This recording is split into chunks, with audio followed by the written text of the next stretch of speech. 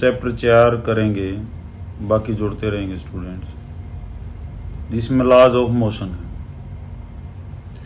सबसे पहले यहाँ जो है मोशन के बारे में अपना जो आइडिया देने वाला था वो था एरिस्टोटल, अरस्तु जिसको हम बोलते हैं हिंदी में।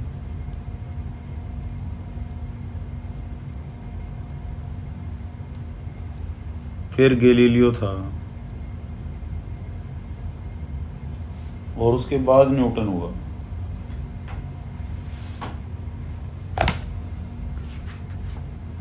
यहाँ मेन बात क्या है,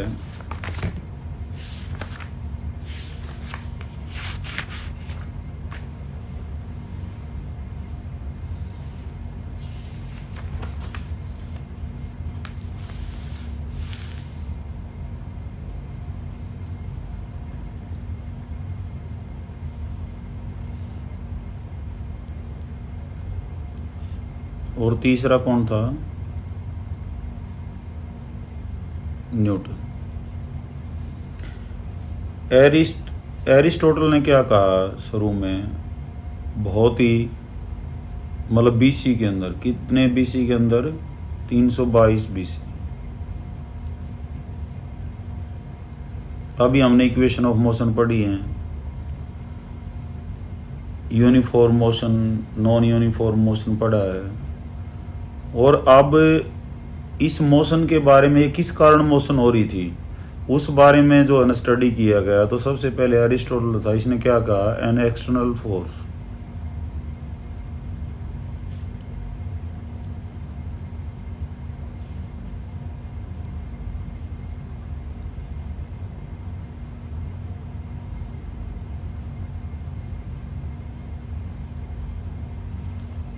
an external force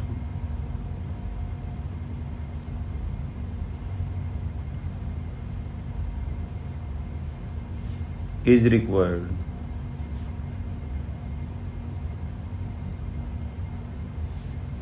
to keep a body in motion. Good morning, sir. Good morning, बेटा।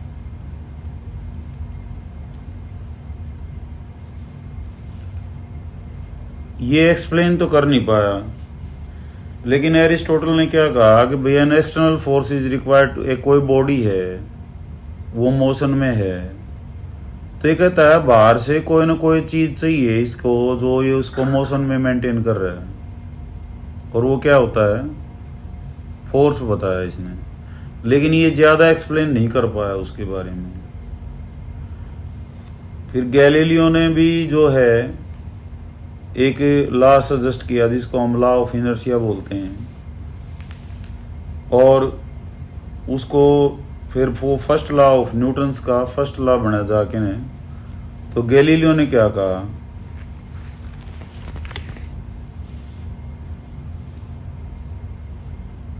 उसने कहा पहले तो उसने इनर्शिया की परिभाषा दी। Inertia means resistance to change. Inertia का जैसे हम इसने सजेस्ट किया लॉ ऑफ इनर्शिया। इनर्शिया का हिंदी में बोलते हैं जड़त्व।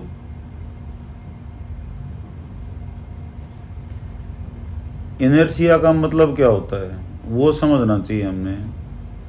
ये इनर्शिया का ये है, कोई भी बॉडी है वो रेस्ट है तो रेस्ट पे ही पड़े रहने की कोशिश करेगी, मोशन में है तो मोशन में रहने की कोशिश करेगी, मतलब विरोध करेगी जो चेंज हो रहा है उसका। तो इनर्शिया का मतलब है रेजिस्टेंस। रेजिस्टेंस का मतलब विरोध, रेजिस्टेंस टू चेंज, बदलाव का विरोध करना ही इनर्शिया कहलाता है। जैसे लोहे का लट्टू हमने एक बार तो घुमाएंगे तो हम जोर लगाना पड़ेगा, लेकिन घूम गया तो उसकी कोशिश रहेगी घूमते ही रहे वो, लेकिन फ्रिक्शन एयर रेजिस्टेंस उसको रोक लेता है आखिर में। तो इसको बोलते हैं हम इनर्शिया। तो एरिस्टोटल ने जो ये कहा कि भाई कोई ना कोई फोर्स चाहिए अगर एक बॉडी को मोशन में रखना है तो गैलीलियो ने थोड़ा काम किया इसके ऊपर और ये बताया कि ये लॉ ऑफ इनर्शिया के कारण है। फिर न्यूटन ने बिल्कुल एक्सप्लेन कर दिया इन दोनों की बात को। उसने अपना फर्स्ट लॉ दिया, 3 लॉ दिए इसने, फर्स्ट लॉ, सेकंड लॉ, नियम बता दिए अगर इस नियम के तहत, और थर्ड लॉ। तीनों लॉ इसने स्टडी किया और इनको हमने पढ़ना है यहाँ पे डिटेल में। और इनके बाद इनसे जो भी बातें निकल के आती हैं सामने उनको पढ़ना है यहाँ। समझ रहे हो मेरी बात को? और यहाँ सिर्फ और सिर्फ एक ही बात आई, बार बार आ रही है, यहाँ भी यहाँ भी यहाँ भी, फोर्स। फोर्स क्या होता है पहले हमने उसी को डिफाइन करना पड़ेगा। जो फोर्स है हमने उसी को डिफाइन करना पड़ेगा।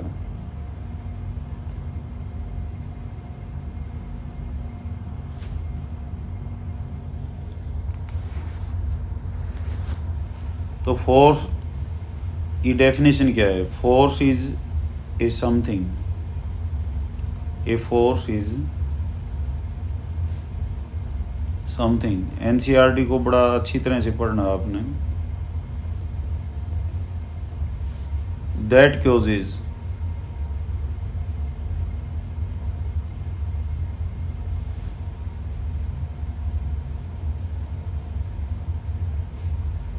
the change in position either of rest or motion। छोटी क्लासेज में हम फोर्स को क्या डिफाइन करा करते हैं? फोर्स इज ए पुल और पुश। या तो ये धक्का है या खिंचाव है। इसको हम धक्का भी सकते हैं, खींच भी सकते हैं। जो किसी ऑब्जेक्ट की पोजीशन को चेंज कर देता है या कोशिश भी करता है। लेकिन यहाँ थोड़ा सा और सुधार कर लिया हमने परिभाषा में। वो क्या बताया? अब हम मोशन को स्टडी कर रहे हैं तो मोशन तो रेस्ट पे होता है या मोशन गति में होती है कोई चीज़। तो रेस्ट से मोशन में होगी या मोशन से रेस्ट में आ गई। तो इसका मतलब अगर रेस्ट पे है तो वो क्या होगी, और ये रेस्ट पे है तो क्या आ जाएगी? मोशन में। तो कौन ले आएगा इसको? कौन ले आएगा? फोर्स ले आएगा। और मोशन है और किस में आ गई? वो रेस्ट में। इसको भी कौन ले आएगा? अपने आप नहीं आएगी। इसको भी कौन ले आएगा? फोर्स। तो फोर्स क्या है? Force is something that causes the change in position. अब पोजीशन क्या है? वो रेस्ट की भी हो सकती है और मोशन की भी। तो उसको हम फोर्स कहेंगे। अब फोर्स के लिए क्या क्या बातें जरूरी हैं वो देखो। फोर्स जरूरी नहीं वस्तु के टच में ही हो। जैसे हम ऊपर से वस्तु को घेरते हैं, डालते हैं, तो वो अपने आप पड़ जाती है, वो टच में तो नहीं होता। तो यहाँ पे कुछ कैरेक्टरिस्टिक हैं। पहली जो कैरेक्टरिस्टिक है फोर्स की वो क्या है? इसको और दूसरी परिभाषा क्या है? N interaction. इंटरैक्शन का मतलब आपसी प्रतिक्रिया। An interaction between two bodies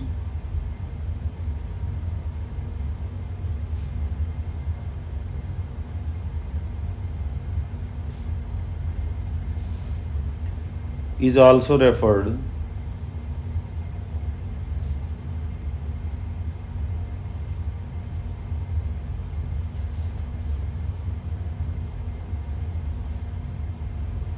to as force। उसको भी फोर्स बोल सकते हैं। जैसे मैंने टेबल पे पुस्तक रख दी, इसका वजन नीचे है, वेट जो इसका है वो mg नीचे एक्ट कर रहा है, तो मेज भी इसको ऊपर धका रही है, ये रिएक्शन कर रही है। तो इनकी आपस की जो इंटरेक्शन है ये भी क्या है? फोर्स हैं।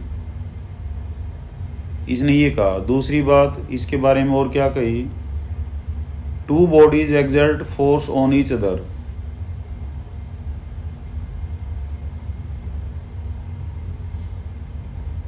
एक्सर्ट का मतलब लगाना, two body exert force on each other,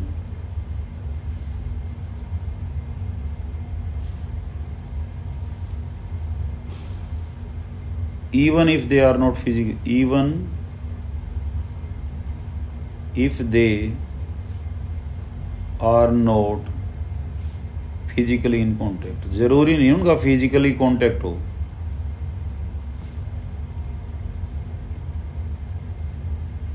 वो वैसे भी लग सकता है। जैसे मैंने बताया ना, फ्री फॉलिंग बॉडी है, ग्रेविटेशनल और इलेक्ट्रोस्टैटिक चुंबक है, चुंबक दूर नहीं खींच ले वस्तु ने, तो कांटेक्ट में थोड़ी ना होता है उसके। और उसके एग्जाम्पल भी हैं, वो क्या क्या हैं, इलेक्ट्रोस्टैटिक फोर्स, बिजली का जो होता है, बिजली का मतलब पॉजिटिव चार्ज नेगेटिव चार्ज इनके बीच में होता है, बिटवीन टू चार्जेस, दो चार्ज के बीच में लगने वाला फोर्स। पॉजिटिव नेगेटिव होंगे तो एक दूसरे को ही खींचेंगे, और दोनों सेम चार्ज के होंगे तो क्या होंगे, एक दूसरे को रिपेल करेंगे। तो ये भी इनके बीच की इंटरेक्शन है। तो ज़रूरी नहीं वो फिजिकली कांटेक्ट में हो, वो दूर दूर भी ऐसा काम कर सकते हैं। और दूसरा क्या है, ये तो पहला हो गया example, gravitational force. Gravitational force क्या होता है, जो गुरुत्वाकर्षण है, किसी भी दो ऑब्जेक्ट्स के बीच में हो सकता है,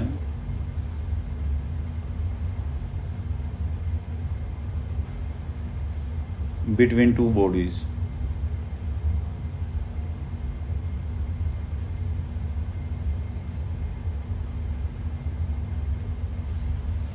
और कैसी है ये, it is a vector quantity. Force क्या होता है, वेक्टर क्वांटिटी होता है। डायमेंशंस क्या होती हैं, वो न्यूटन सेकंड लॉ बताएगा, लेकिन हम अभी इंडिकेट कर देते हैं इसको। किस में एसआई यूनिट क्या है इसकी, न्यूटन। फिर एक न्यूटन को भी परिभाषित करेंगे। और डायमेंशंस होती हैं इसकी ML_T-2। ये भी बताऊंगा कैसे आई, ठीक है।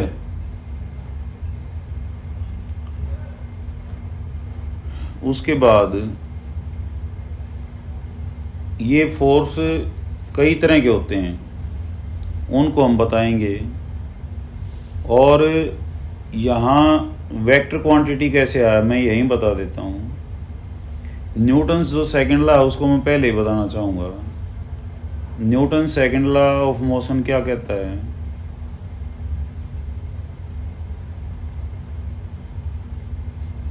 एक्सपेरिमेंटली स्टडी किया उसने। ये कहता है force rate of change of moment.